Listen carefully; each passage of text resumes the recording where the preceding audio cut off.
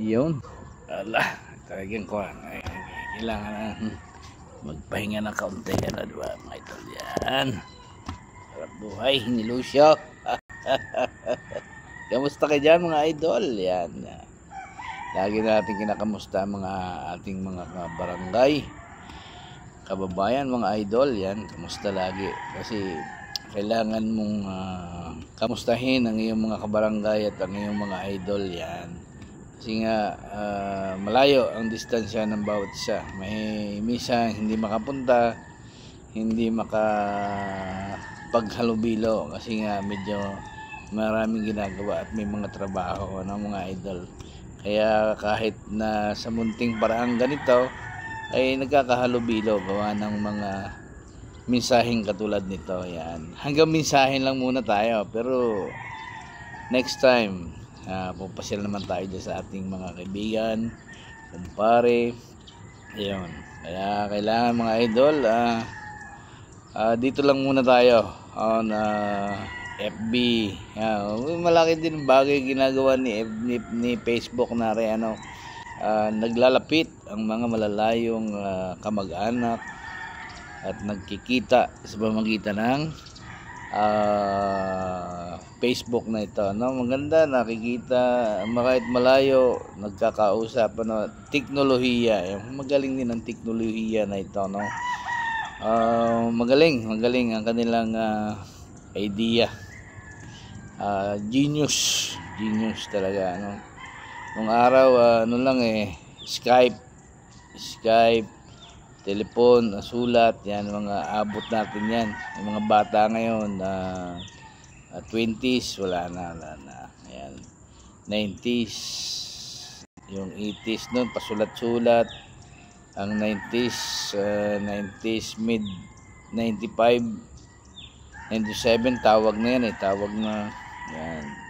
Naalala ko tuloy yung ako may sariling cellphone nung araw, ganun talaga buhay.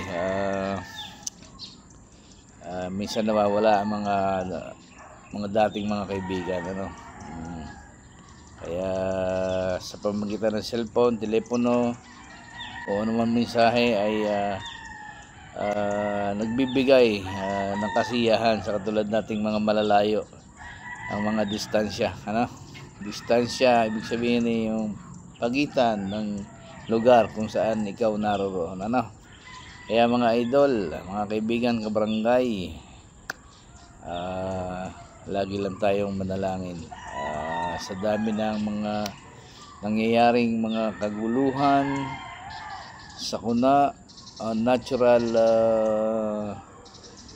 na kalamidad, yan, pag-ulan, pagbaha, paglindol, tsunami at lindol, marami na nangyayari dito sa ating bansa, hindi lang sa ating bansa kundi sa ibang bahagi ng mundo, lalo tigit yung mga giyera na yan, manalangin lang tayo na ang ating mga kababayan o mga kapwa-tao ay magsibati. Kailangan natin ng mga peace negotiator, peace, yung nananatili ng mga kapayapaan, yung mga namamagitan, yan, kailangan bigyan niyo sila ng magandang ideya para kung saan matulungan ang ating mga kapwa tao na makapag-isip na pangit pala itong kaguluhang ito, kailangan natin ng mapayapang usapan, mapayapang usapin para sa ikagaganda ng ating kabuhayan, lalo tigit hindi na lang sa atin kundi sa ating mga anak at susunod pang anak, apo, and so on and so forth. Yan, kailangan natin, mga idol, kasi nga masyadong ang mundo ay maiksi lamang, hindi maiksi ang mundo, maiksi ang buhay ng tao. So kailangan nating habang nandito tayo sa ibabaw ng mundo ay ayusin na natin ang kapakanan at kaayusan ng ikabubuhay ng ating pamilya.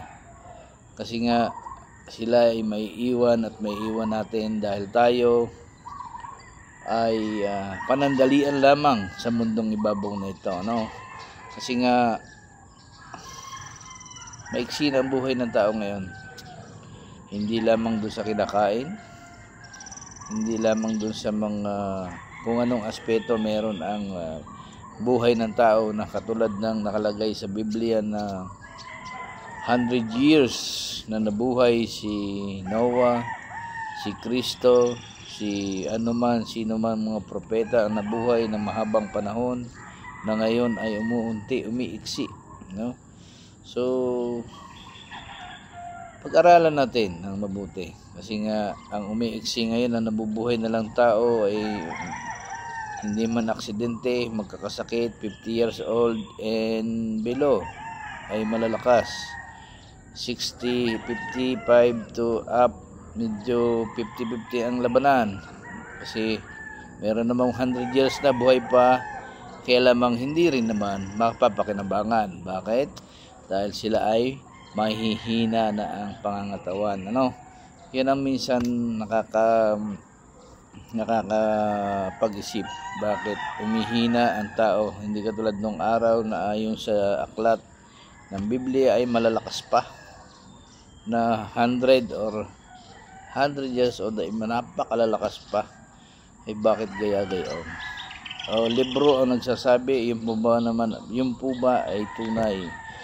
So ayon sa Biblia ay tunay, ayon sa mananaliksik ay may posibilidad, kasi nga ang scientific ngayon ang method ang ginagamit. Subalit yun lamang ang magpapatunay, yung scientific, kasi yung pag-iimbestiga ng mga pangyayari na naganap nung panahong una, nakagaya ng nangyari na nakasaad sa libro ng Biblia at ng Quran, ng anumang sekta, kung anumang meron na relihiyon, ano, sa Muslim sa Quran, sa Biblia ng Kristiyano, Biblia ng anumang klaseng Biblia, no? Iisa naman ang patutunguhan, mayroong iisa at naglumikha, may namatay, may pinako sa krus. Ayon sa Quran meron din, ayon sa Biblia meron din, sa iglesia meron din. Kaya sino ang nagsasabi ng katotohanan at ng totoo para ibulgar ang katotohanan ng pangyayaring kaganapan ng panahong una? Ano mo? At tayo naman ay naniniwala na mayroong Panginoong Diyos, may Diyos sa langit o na mamanatili ng kapayapaan para sa kabuhayan ng mga bawat tao, no? Kailangan lamang natin, mga idol, ay makiusisa rin, no? Para hindi lamang sigon sa sabi ni pastor, sigon sabi ni father, sigon sabi ng Muslim, ng iglesia. Kailangan mo ring suriin at iyong pag-aralan kung totoo o hindi, no? Pero ang lahat ng mga yan ay mayroong nag-iisa. Sa tingin ko, mayroong nag-iisa, hindi naman yan marami. Kasi nga, saan ba nagsimula ang mundo? Na ayon sa Biblia, na ayon sa history, ay nakasaad yan sa aklat.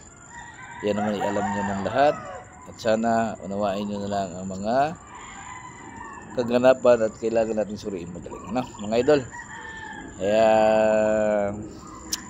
imbis na mag-relax rin at kwentuhan natin ang ganitong mga kwento ng buhay at kaligtasan ng bawat mamamayang sa buong mundo, no? Hindi na po sa sarili natin dito lamang sa Batangas, ayaanhin pa ba naman ang yaman? Kung walang yabang, ano, maubos na ang yaman, wag lang yabang. Sabi ang batang linigay, yun naman ay kwento lang. Pero may ibang nga naman, mahilab-hilab. Mahilab-hilab. Kaya mga idol, let's enjoy the day. Let's praise Anumang Panginoon ang meron kayo, basta tayo ligtas sa lahat ng mga sakuna at bigyan ng kalusugan, ng magandang kalusugan ng ating mga pangangatawan. Alright mga idol, maganda kayo sa mga araw na ito at maganda ang panahon. The sun rise today. Yan. Hindi will rise today. Yan. Bakit na rise na rise.